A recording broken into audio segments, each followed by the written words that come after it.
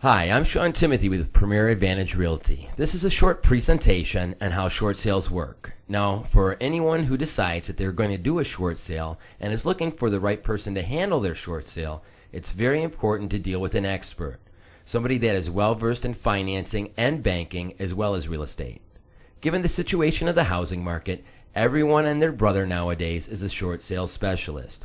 You want to deal with someone that has done 40 or more short sales and works their short sales themselves and does not contract them out to some third-party vendor such as a law office or a title company, etc.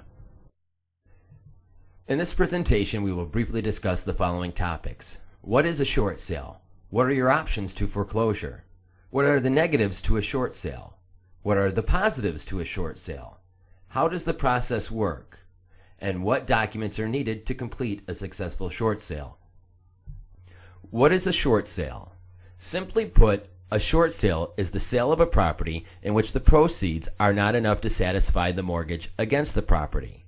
The lenders accept an agreed upon price that is less than what is actually owed on the mortgage, and in most cases, forgive the remaining balance.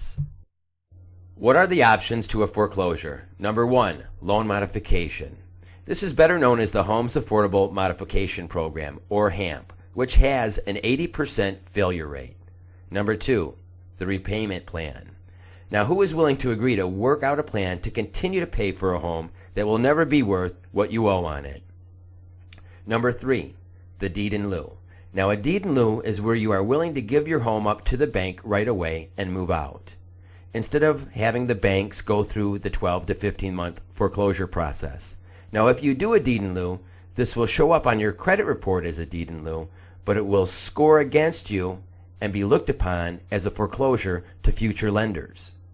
It does you no good credit-wise, and you are better off doing a short sale.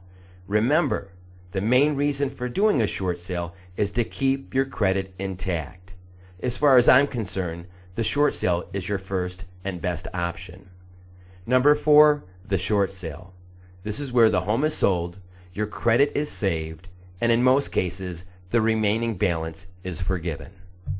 What are the negative aspects of a short sale? Number 1, impact on overall credit. Damage is short-term and minimal. Number 2, worst case scenario, if a short sale is not completed within the foreclosure time frame, you could end up with a foreclosure on your credit report. Number 3, there really are none. When you look at the big picture, if things are done properly, you will have a successful short sale. What are the positive aspects of a short sale? Number 1, it benefits the seller. It keeps your credit intact, one of the main reasons for even doing a short sale. Number 2, it's good for the community. In a short sale, there's that smooth transition from homeowner to homeowner, and it stabilizes property values as well. And number 3, it's good for the banks. The banks aren't spending money having to go through the foreclosure process.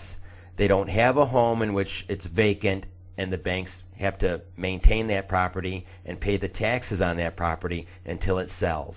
So again, number 3, it's good for the banks because the banks save money. A short sale is good for everyone involved.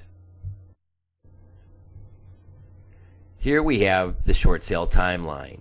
The short sale process runs in tandem with the Michigan foreclosure process. Foreclosure here in the state of Michigan is 12 months. That's 1 year. In the diagram, we are showing you the steps in the foreclosure process.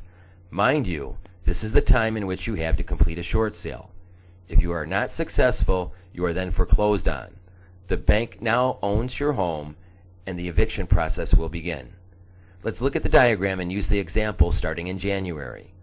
Mortgage payments have stopped, and then there is a 6-month period that leads up to the sheriff's sale, also called the foreclosure sale date, which would take place sometime in June.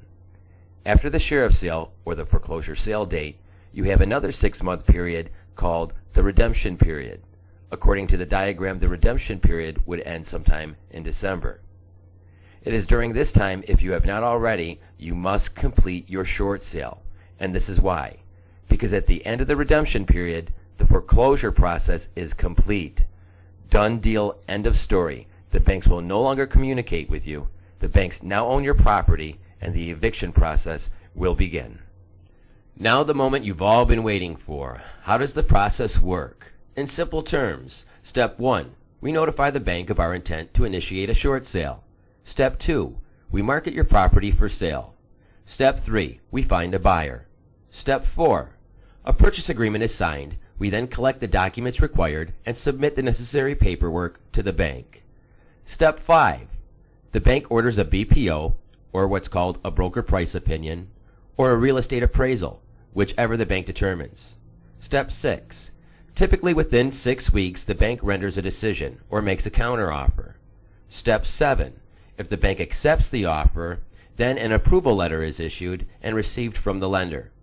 And step 8, a day and time is agreed upon between the seller and buyer, and we have a closing. This is now a successful short sale. Documents needed to complete a successful short sale. Number 1, a hardship letter.